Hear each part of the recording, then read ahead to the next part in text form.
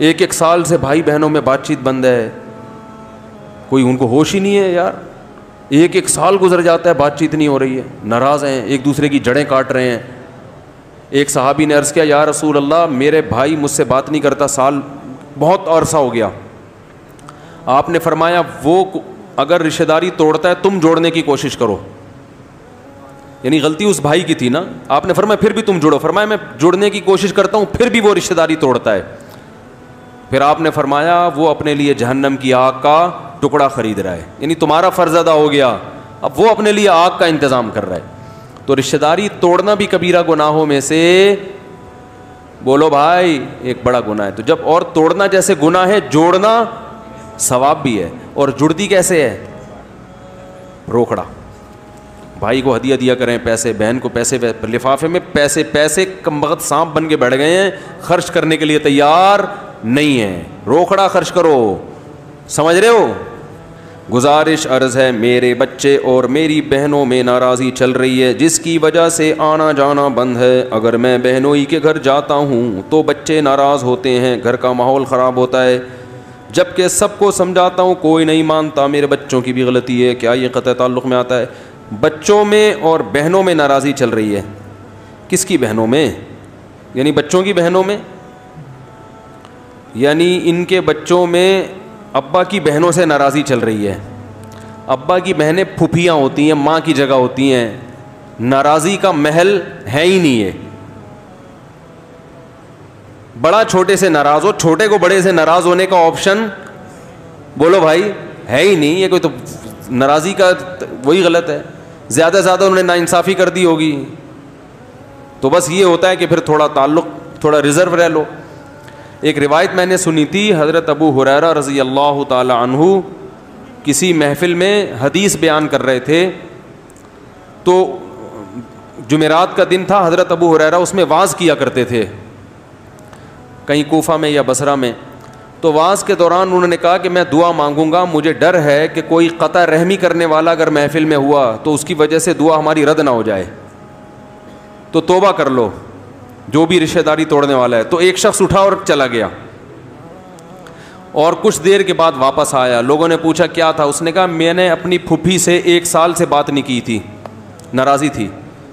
تو جب حضرت ابو ہریرہ نے یہ فرمایا نا کہ جو رشتہ داری توڑتا ہے اس کی وجہ سے پوری محفل پہ کیا ہوتی ہے؟ نحوست طاری ہوتی ہے, پوری محفل کی دعائیں قبول ہونے کا امکان کم ہو جاتا ہے. تو مجھے خیال ہوا میری وجہ سے سب کا نقصان ہوگا, تو میں گیا ہوں اپنی پھوپھی کو منا کے آیا ہوں میں. تو اس لیے آپ کے بچوں کو چاہیے, پھوپھی سے اگر زیادتی بھی ہوئی ہے تو کوئی بات نہیں, منا لو یار, ماں کی جگہ ہے بھائی. تمیز مارکیٹ میں شارٹ ہو گئی ہے, تو ٹی وی ڈراموں میں عدم برداشت سکھایا جا رہا ہے, اس کو کمال سمجھا جاتا ہے. اور یاد رکھو رشتہ داری جوڑنے کا سب سے بہترین طریقہ ہے ہدیہ دیا کرو کیش کی شکل میں, پیسے. سمجھ رہے ہو؟ پھوپھی کو 5000 کا نوٹ لفافے میں ڈال کے دے دو. دیکھو پھوپھی کا اسٹائل آپ سے بات کرنے کا, حالانکہ ہو سکتا ہے پھوپھی مالدار ہو, 5000 کی کوئی ویلیو نہ ہو, لیکن پیسہ بولتا ہے. حقیقت بتا رہا ہوں, تبھی تو اللہ نے بار بار پیسہ خرچ کرنے کا قرآن میں حکم دیا. اللہ کو خوش کرنے کے لیے بھی پیسہ خرچ کرنا پڑتا ہے, تو ماموں کو خوش کرنے کے لیے پیسہ کیوں نہیں خرچ کرنا پڑے گا؟ پھوپھی کو خرچ کرنے کے لیے پیسہ کیوں نہیں خرچ کرنا پڑے گا؟ خالہ کو خوش کرنے کے لیے پیسہ. تو بھانجوں کو بھتیجوں کو چاہیے پیسے ویسے دیں, تو دیکھو پھر ان کا سلوک ایک دم, آپ کی غیبتیں ایک دم مارکیٹ سے کیا ہو جائیں گی؟ شارٹ, اچھائیاں شروع ہو جائیں گی. تو ایسے پیسے نہیں دیتے آج کل لوگ, کنجوس. لفافے وہ دولہا بولا کے جو چل رہے ہوتے ہیں نا, وہ نہیں ہوتا, وہ سب کو پتہ ہے رشوت ہے.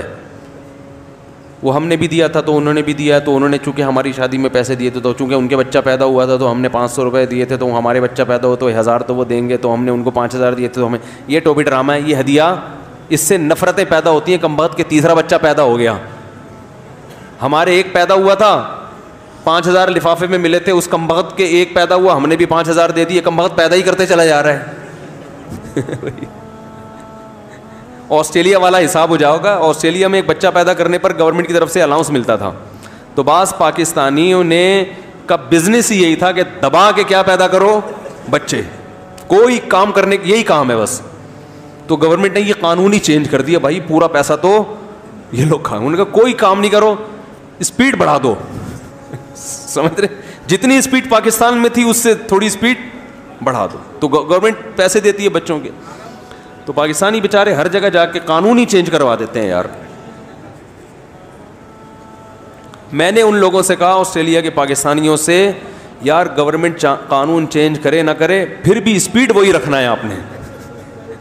سمجھ رہے ہو, اسپیڈ کیا کرنی ہے وہی, کیونکہ آپ کو اگر گورنمنٹ خرچہ نہیں دے گی تو اللہ بھی تو ایک حکومت ہے نا, اللہ نے رزق کا وعدہ کیا ہے. آسٹریلین گورنمنٹ اگر وعدہ نہیں کر رہی ہے آپ سے تو اللہ, دیکھو آسٹریلیا کی گورنمنٹ کے وعدے پر یقین تھا اس لیے اسپیڈ فل اسپیڈ تھی.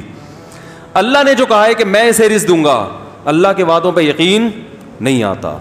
تو میں نے کہا اسپیڈ اس سے بڑھانی ہے, وہی رکھنی ہے. رزق کون دے گا؟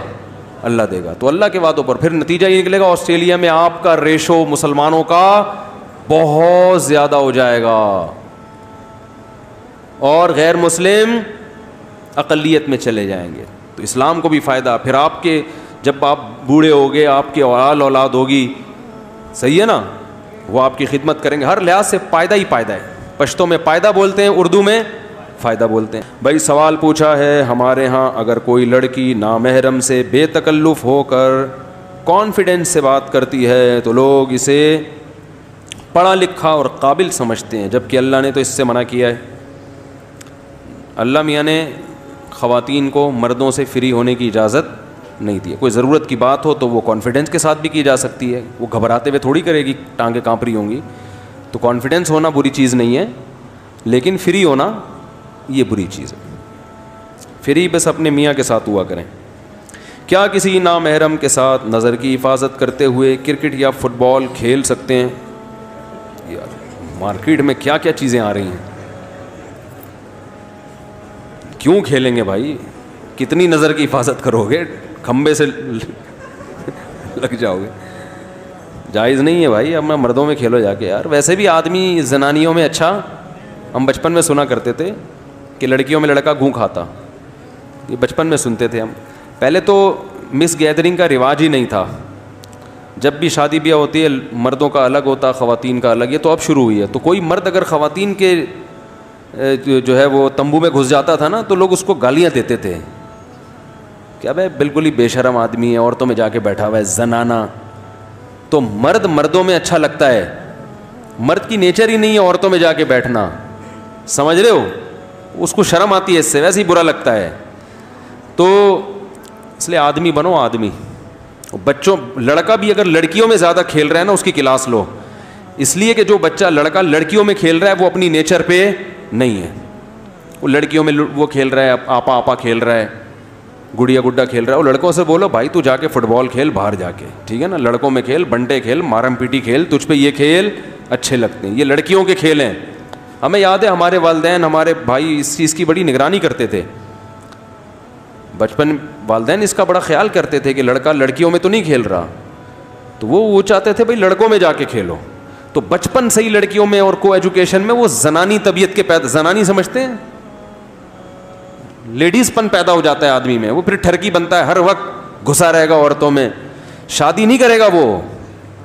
آپ سمجھتے ہو کہ وہ 4 شادیاں کرے گا, 4 شادیاں آدمیوں کا کام ہے, ٹھیک ہے نا, بندوں کا کام ہے, آدمیوں کا جو مرد ہوتے ہیں. اور جو عورتوں کے پیچھے بھاگتے ہیں نا ٹھرکی, یہ مرد نہیں ہوتے, ان میں زنانہ پن ہوتا ہے, ہر وقت عورتوں میں گھسنے کا شوق. مرد دوسری شادی تو آدمی کا. بیٹھے ہوئے ابھی ان کے سسر بولیں گے ابھی سے ہمارے دامادوں کو خراب کر رہا ہے. بالکل نہیں کرنی چاہیے بھائی, آپ لوگ اپنے ابھی فی الحال آرام سے. اسی محفل میں اگر وہ پھر غلط ہو جاتا ہے نا, ہر بات ہر جگہ کہنے کی نہیں ہوتی. ابھی نئی نئی شادی ہوئی ہے ان کی, دلہن سے جا کے پہلے دن ہی بولتے ہیں آج میں 4 شادیوں میں بیان سن کے آیا ہوں, پتہ چلا. تو وہ ہر بات ہر جگہ کہنے کی نہیں ہوتی. میں ابھی فی الحال اس کو پھر ہم جمعے کے دن سورہ کہف کی تلاوت کرنا حدیث سے ثابت ہے. جی ہاں, صحیح حدیث ہے کہ جس نے جمعے کے دن سورہ کہف کی تلاوت کی وہ دجال کے فتنے سے محفوظ رہتا ہے. جمعے کے دن بھی کر سکتے ہیں, جمعے کی رات کو بھی, یعنی جمعرات کو بھی کر سکتے ہیں رات کے وقت.